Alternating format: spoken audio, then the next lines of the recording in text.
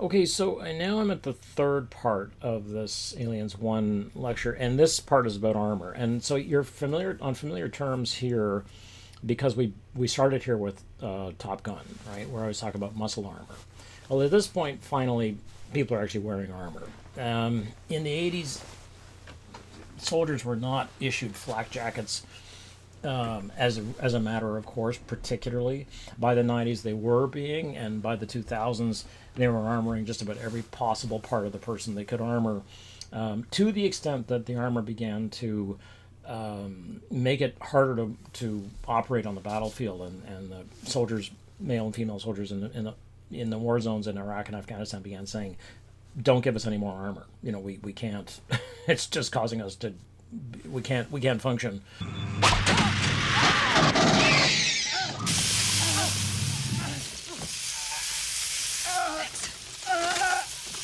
Get it off!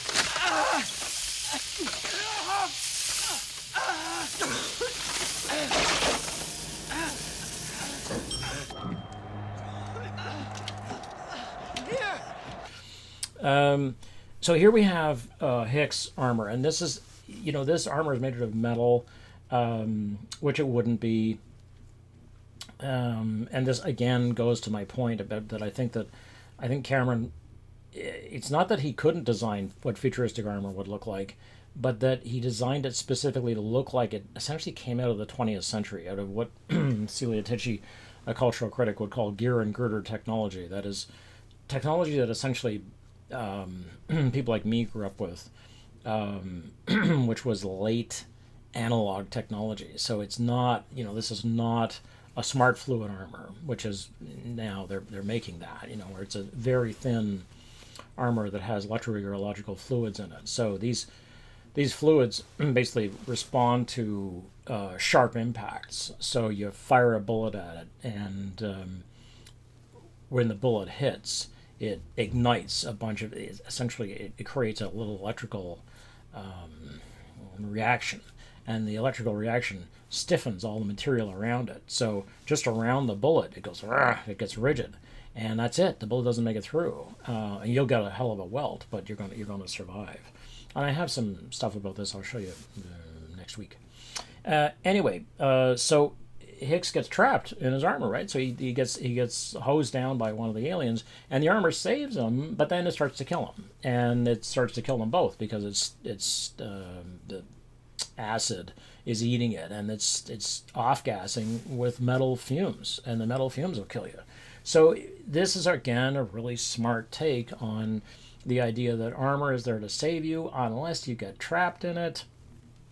Okay, and now have a look at the next thing, because it's a part of a discussion. Okay, so have a look at this next clip.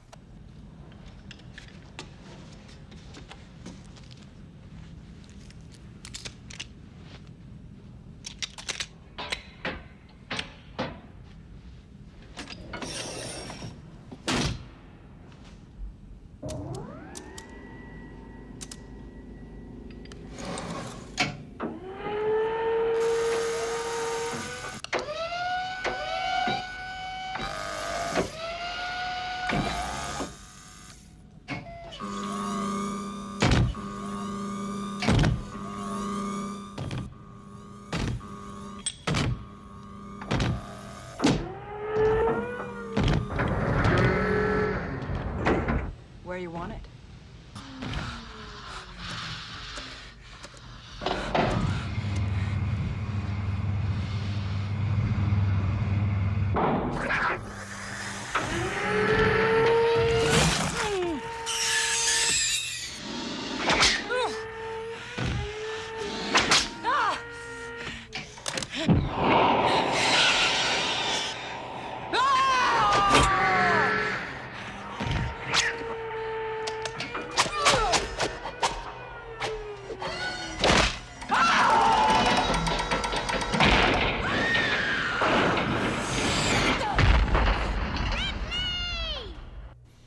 Okay, this is a beautifully made clip, and I mean, it's just a gorgeous scene. Cameron, this is all done in analog. There's no digital technology, no digital effects here. They're cutting back and forth. At this point, they're not actually. That's a real model, It's built of plywood and made to look like metal. And they've got a bodybuilder, this massive bodybuilder dude built into the into the power loader behind Ripley, or behind Sigourney Weaver. So this guy's standing there and is holding things up.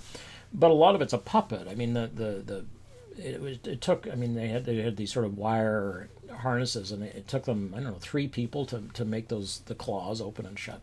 But what really it does, in terms of the film, is that it shows you that she is a complete master of this technology, and this is Ripley's thing. This is what makes her the hero, is that she's smart, and so she, as she says, I can drive that loader, and Ape One is like, okay, let's see it. And she shows them, and they're like, okay, you're the badass that we want driving our loader. And so this is the sort of early days of breaking down the gender discrimination in the war. Now they have female soldiers at this point, and this is a function of Dan O'Bannon early script for Alien, where he was like, it wouldn't matter. They would just hire people who are good for the job. It doesn't matter whether they're men or women. And so again, science fiction, was way ahead here.